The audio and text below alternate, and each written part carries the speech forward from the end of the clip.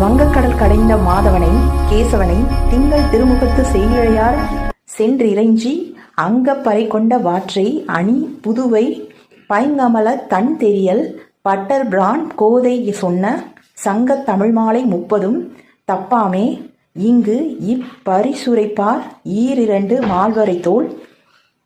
செங்கண் திருமுகத்து செல்வத் திருமாலால் எங்கும் திருவருள் பெற்று இன்புறுவர் என்பாவாய். இதோட பொருள் என்னன்னு பார்த்தோம்னா, அலைகள் நிறைந்த பார்க்கடலை கடைந்த மாதவனும் கேசி என்ற அரக்கனை கொன்ற கேசவனுமான கண்ணனை சந்திரனை போன்ற அழகு முகம் கொண்ட அணிகலன் அணிந்த பெண்கள் சிரமப்பட்டு தரிசித்து பாவை விரத பலன் பெற்ற விபரத்தை ஸ்ரீவில்லிபுத்தூரில் பிறந்த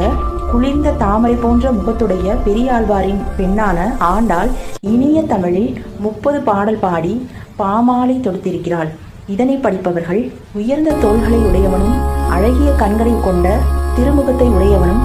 செல்வத்துக்கு அதிபதியான திருமாலின் ஆசியுடன் எங்கு சென்றாலும் செல்வ செழிப்பு பெற்று இன்பமுடன் வாழ்வர் என்பதே ஆகும்.